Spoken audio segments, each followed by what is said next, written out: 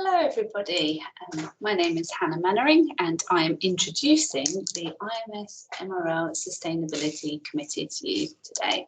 So firstly I'd just like to apologise for not being with you in person today and for this pre-recorded presentation. I'm actually on annual leave due to the Suffolk school holidays, so probably chasing children and wiping up crumbs and spillages as we speak. But I would just like to say on behalf of the newly formed committee, thank you for allowing us a slot in the MRL away day today. It's great to have some engagement with the department and just introduce you to the committee so that you can come and approach us and discuss anything with any suggestions, any feedback, any questions you have for anything sustainability related. So I'll take you through it all today, hopefully, and unfortunately there won't be any opportunity for questions because I'm not here. So firstly, starting with Jonathan, so a very familiar face within the department. For those of you who've been here prior to 2020, you will know that Jonathan, with the assistance of Madeline, was pretty much the MRL IMS Sustainability Committee. And we're just tapping into Jonathan's knowledge, experience and his contacts and sort of building on the foundation that he's already laid. Next is myself. I am the chair for this year, so I've been elected the chair, hence me giving this presentation. And then we have Liz, another familiar face, and it's been great having Liz in the department, knowing the departmental resources and the future direction and how that applies to our sustainable practices. And we've just got a few quotes here, obviously where the committee members are working within their smaller groups and teams. Next we have Jane, who again, another integral member of the committee, and Jane's been excellent at supporting how the committee communicates. A familiar face obviously on reception is Madeline, and she's been the leading force behind the ever popular plant and seed swaps over the years, and one more recently during our Green Week. Milan is a postdoc in the O'Rahilly group, and he's also been elected the deputy chair of the committee as well. And then lastly, we have Emily and Rachel from the Gribble-Ryman lab and Katie from the O'Rahilly group. And sadly, we're going to be saying goodbye to Emily this week, in fact. So Emily is leaving to go on an internship and has kindly agreed to share any tips and ideas she gets whilst on her internship with the committee still. So we would just like to thank her for the time that she spent with us and all the suggestions she's made. And this is it. This is our newly formed committee, and we're trying to meet on a sort of monthly basis at present. So some of you may have recalled that we sent out a survey not long ago just to try and set a benchmark for the department's feel around sustainability, the level of engagement, and to try and find some ideas where to focus our efforts on. So we firstly asked you around recycling and to choose 3 ideas that you would feel most important to implement within the department. And out on top came bin labelling and polystyrene box recycling.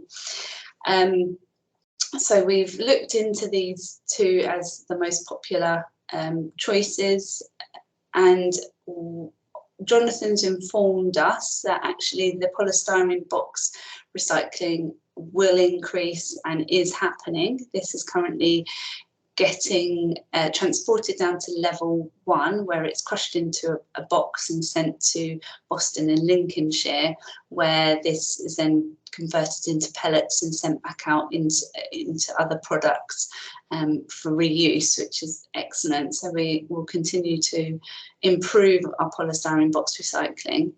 And also our bin labelling. You'll have seen that we've made a start on the bin labelling in the kitchen area of the Nick Hales social room, and we're going to improve on this further around level 4 and level 5, and we're also bin auditing to try and assess the levels of numbers of bins and types of bins. So we're going to really try and tackle increasing recycling and reducing waste that goes to landfill. We then asked around energy focus for you to choose 3 ideas that you feel most important to implement, and quite a significant amount of respondents, over 80%, would like to see the lights changed from the current sort of halogen bulbs to LEDs, and to have PIR sensors as well, so that lights are automatically turning on or turning off when you leave a room. And what we can tell you is, as an embedded department within the hospital, we have much less influence over these decisions. However, Addenbrooke's do have an initiative to move over to LED lights throughout the hospital over the coming years. Obs and Gynae have already had this done, and we've been informed, and IMS is on track to have this done by 2023, all being well.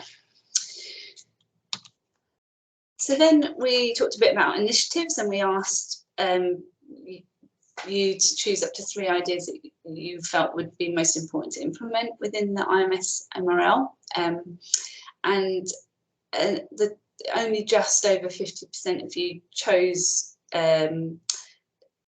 this initiative, but we think it's quite an easy one to start with, and that's to compile a sustainable researcher guidance with practical tips on reducing energy and material use in the lab. So we'll be working on this over the coming months, and hope to incorporate this actually into the induction process for new starters. We will also look at how we can communicate improvements in sustainability to the department on a regular basis, without clogging up your inbox, hopefully. So using the metronome and the weekly bulletin from Liz.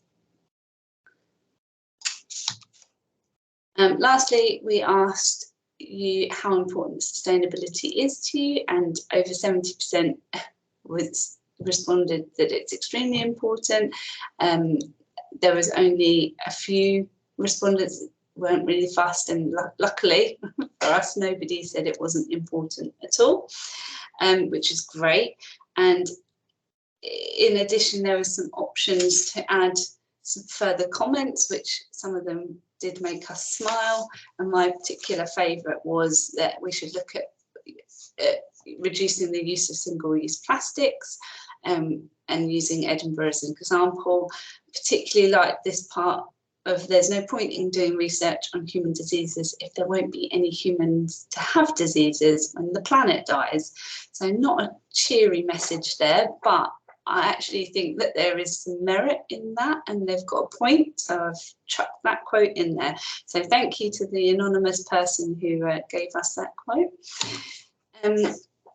So moving on to our initial changes that we've already started to implement, and we've recently hosted the first Green Week, and it was a success in the terms of we've made some changes around the department. There was the freezer challenge, which the winner of which will be announced shortly, and a prize awarded. And it was great to see some engagement of people clearing out their freezers, having a good clear out of old samples, relabelling, having a bit of an audit, and just generally a bit of TLC to these pieces of equipment that house our, most precious items in terms of research. We've also made some changes with the bins in the tea room, as I mentioned previously, and that was with the help of actually the our Cambridge process analysts, also just came and gave us a bit of guidance on how to best tackle this, and hopefully some feedback on this would be great. I've heard the student committee were quite impressed with the new labelling, so we hope to keep improving on this and making positive changes. So the freezer challenge results, this was all compiled and analysed by Rachel Foreman, and so thank you, Rachel, for doing that. She took together basically scores for whether fridges or freezers were defrosted, whether the coils were cleaned, whether the ice had been brushed away, whether inventory was created, and whether samples were removed, for both the -80s and -20 freezers, and also applied that to fridges as well, if that was applicable. And here are the results in a kind of non-informative way of revealing who the winner of the freezer challenge will be. So that will be coming up soon, and I'm afraid I won't be there for that. But yeah, thank you to everyone who did engage and get involved in this. It's great to see people you know, tackling this, particularly whilst it is still quiet in the department. It's actually a great opportunity to reduce the energy and make these pieces of equipment run more efficiently, and we will be hosting more of these freezer challenges throughout the year, so it won't be just a mad rush to get all your freezers and fridges cleaned in just 1 week. We'll try and stagger it and have a little bit of maybe a league table going, so keep your eyes posted for more information on that. And then lastly, we've got our next steps for the department. So we're going to be increasing the labelling in the department as requested by you, implement more recycling schemes, whether that be the crisp packets, hopefully you've noticed in the tea room, and other such schemes. We will be developing that sustainable researcher guidance, promoting plant-based foods and recipes, possibly with a recipe book, a little bit like how the clinical school were rolling something out. And we will be coordinating with the other embedded committees on the Cambridge Biomedical Campus. So we've already had links with a couple of the other committees, and we hope to expand on that and come up with ideas of how we can tackle being embedded. And lastly, how can you help? Firstly, join the committee, email us some ideas. We want to know what you want us to do. If you see something out and about that works well, take a photo and send it to us, email it to us. It's great to get new ideas. Why reinvent the wheel? Make conscious decisions, whether that's your lunch decision, whether that's your purchasing decisions. Have a think about how it impacts the environment. And there's plenty of links on the environment website, so have a look at that as well. And thank you for your time, and goodbye.